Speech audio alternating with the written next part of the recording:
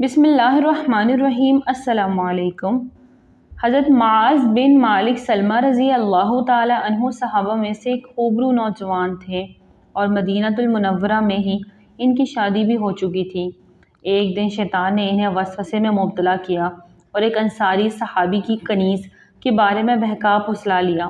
وہ اسے لوگوں کی نگاہوں سے بچا کر خلوت میں لے گئے اور ان کے مابین تیسرا شیطان داخل ہو گیا۔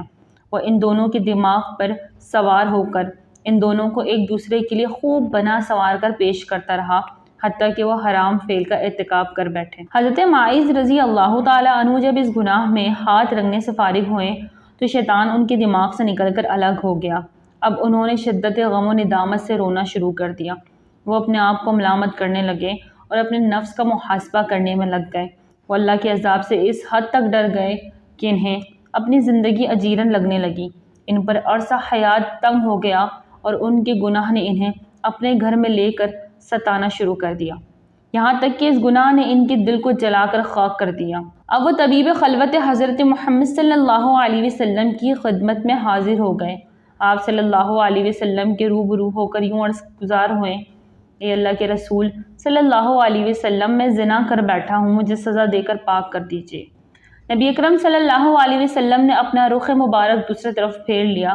وہ گھوم کر آپ صلی اللہ علیہ وسلم کے سامنے آ کھڑے ہوئے اور عرض کیا: اے اللہ کے رسول، میں زنا کر بیٹھا ہوں، مجھے سزا دے کر پاک کر دیجیے۔ نبی پاک صلی اللہ علیہ وسلم نے ارشاد فرمایا: تیرا بھلا ہو، لوٹ جاؤ اور اللہ سے توبہ استغفار کر۔ وہ تھوڑا سا لوٹ کر گئے مگر ان سے صبر نہ ہوا اور پھر نبی کریم صلی اللہ علیہ وسلم کی خدمت میں حاضر ہو گئے اور یوں درخواست کی: اے اللہ کے رسول، مجھ پر زنا کی حد نافذ کر کے مجھے اس گناہ سے پاک فرما دے۔ نبی پاک صلی اللہ علیہ وسلم نے فرمایا: تیرا بھلا ہو، لوٹ جاؤ اور اللہ کے حضور توبہ تائب ہو جا اور اس سے مغفرت و بخشش مانگو۔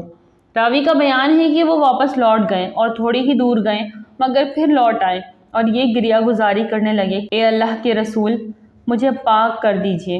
نبی پاک صلی اللہ علیہ وسلم نے غصے کے ساتھ زوردار آواز سے فرمایا: تیرا برا ہو، تمہیں کیا معلوم ہے کہ زنا کیا ہے؟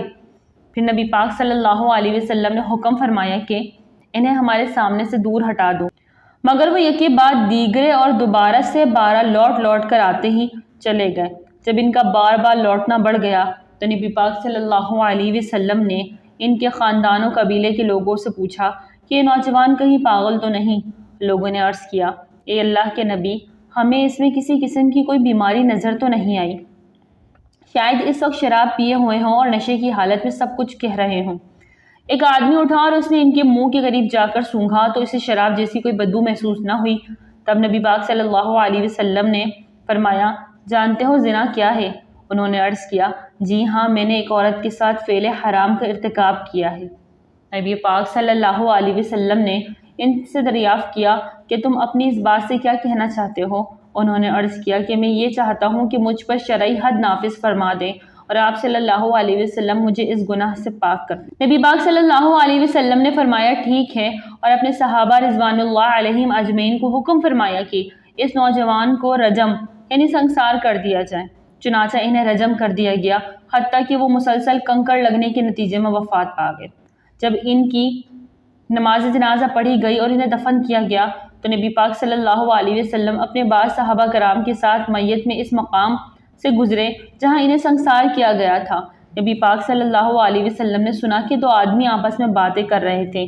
ایک شخص اپنے ساتھی سے کہہ رہا تھا: اس آدمی کو دیکھو، اس کے گناہ پر اللہ نے پردہ ڈال رکھا تھا لیکن اس نے اپنے گناہ کو پردے میں نہیں رکھا اور کنکر و پتھر سے یوں سنسار کیا گیا جیسے کسی کتے کو کنکر و پتھر مار کر جان سے مار دیا جاتا ہے۔ نبی اکرم صلی اللہ علیہ وسلم نے ان کی باتیں سن کر خاموش رہے اور گھر بھر اس طرح چلتے رہے۔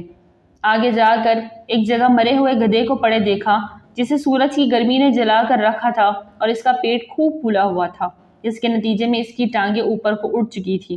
جب نبی پاک صلی اللہ علیہ وسلم نے اس مردار گدھے کو دیکھا تو فرمایا: فلاں بن فلاں آدمی کہاں ہے؟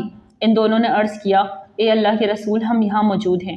فرمایا: سواری سے اترو اور اس مردے گدھے کا گوشت کھاؤ۔ ان دونوں نے عرض: اے اللہ کے نبی صلی اللہ علیہ وسلم، اللہ تعالیٰ آپ صلی اللہ علیہ وسلم کو بخشے، اس مردہ گدھے کا گوشت کون کھا سکتا ہے؟ نبی پاک صلی اللہ علیہ وسلم نے فرمایا، تم نے ابھی ابھی سنگسار شدہ بھائی کی غیبت کر کے جو گناہ کیا ہے وہ اس بدبودار مردار کا گوشت کھانے سے بھی بدترین فعل ہے۔ اس نوجوان نے ایسی توبہ کی ہے کہ اگر اس توبے کو پوری امت میں تقسیم کر دیا جائے تو ان سب کے لیے کافی ہو جائے۔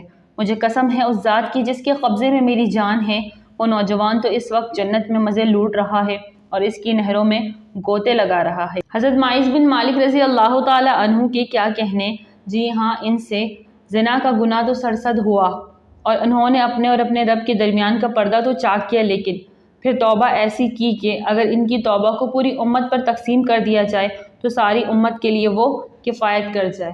ناظرین، ویڈیو اچھی لگے تو لائک کریں، چینل کو سبسکرائب کریں اور دعا میں یاد رکھیں۔ السلام علیکم۔